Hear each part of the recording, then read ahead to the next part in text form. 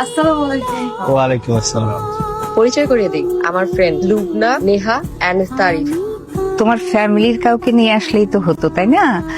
মানে বলছিলাম তোমার বাবা মা বা ফ্যামিলির কোনো গুরুজনকে। আরে বাবা মার আসার কথা ছিল, আমি না করেছি।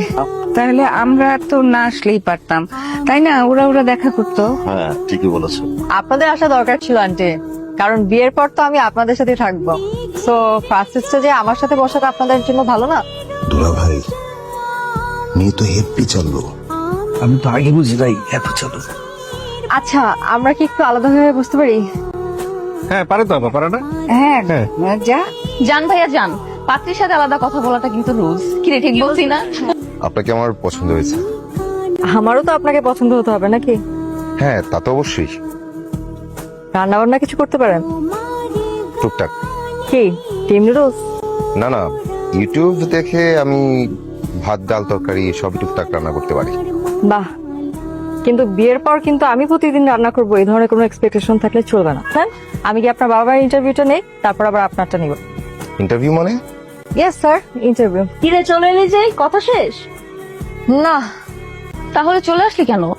আচ্ছা তোমরা কিছু খাও, এই মেনুটা নাও, অর্ডার করো। আমি কিছু খাবো না। আচ্ছা, ওনার সাথে আমার কথা বলে মনে হলো যে উনি নিজের সিদ্ধান্ত নিজে নিতে পারেন না বা দিতেও পারেন না। মা, এইটা তুমি কি বললে? আমরা বাবা মা এখানে বসে আছি, ফাহিম কেন সিদ্ধান্ত নিতে যাবে? সেটাই। কারণ বিয়েটা তো উনি করবেন, তো সিদ্ধান্তটা তো ওনারই নিতে হবে। আচ্ছা যাই হোক, ওনাকে না হয় আবার পরে কোশ্চেন করবো, তার আগে আপনাদের পরীক্ষাটা নেই। বলুন তো, আপনারা একজন আদর্শবান স্ত্রী বলতে আপনারা কি বোঝেন? তুমি এই ধরনের উদ্ভট প্রশ্ন কেন? না, বিয়ের পর আমি কতটুকু ফ্রিডম পাবো, পড়াশোনা করতে পারবো কিনা, আমার ক্যারিয়ার করতে পারবো কিনা। চুপ, একদম চুপ। Enough is enough. সেই আসছে থেকে প্রশ্ন প্রশ্ন প্রশ্ন। কেন, খুব কঠিন প্রশ্ন করে ফেললাম? আমার কথা বলে থার্ড ক্লাস থেকে কোথাকার?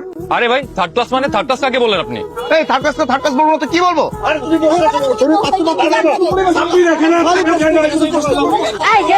জঘন্য একটা ব্যাপার। আমাদের এইভাবে অপদস্থ না করলেও পারতে সাব্বির। সরি বাবা, আমি আসলে বুঝতে পারিনি। তো আপনি একটু ভালো করে খোঁজ খবর নিবেন না? আচ্ছা সাব্বির, তুমি এই মেয়ের খোঁজ পেলে কিভাবে বলো তো একটু? মা, আমি তো আগেই বলেছি, স্যার আমাদের পুরনো অফিসের এমনি ছিলেন। একটা পুনর্মিলনীতে গিয়ে স্যারের সঙ্গে দেখা, তো স্যার আমাকে বললেন তার মেয়ের জন্য পাত্র খুঁজতেছে। আমি তো ভাবলাম যে স্যারের মেয়ে যেহেতু সুপাত্রী হবেন, আমি তো লজিক্যালি ছিলাম। হ্যাঁ, আপনার লজিক সবসময় উল্টা পাল্টা। পাত্র কি পছন্দ হয়নি? পাত্রপক্ষ নাকি তোমার মেয়েকে রিজেক্ট করেছে। কি হচ্ছে বলতে ঠিক করে? আর বললো না মা, ওই কোশ্চেন গুলো ছেলেকে জিজ্ঞাসা করলাম, একটা অ্যান্সারও তো ঠিকঠাক দিতে পারলো না, উল্টা বলে আমি নাকি থার্ড ক্লাস। কথা মনে হচ্ছে, আমাকে আগে বলিসনি কেন? সাব্বির। জি স্যার। আমাকে আর স্যার বলো না, তুমি তো আর এখন আমার আন্ডারে কাজ করো না। আমার মেয়েকে কোন সাহসে অপমান করলে? স্যার আমি এসে আপনাকে লজিক্যালি বিষয়টা বুঝিয়ে দিচ্ছি। তোমাকে আর আসতে হবে না, আর আমিও দেখে নিব তোমার শ্যালক কোন ফার্স্ট ক্লাস মেয়েকে বিয়ে করে। তুই কিছু মনে করিস না।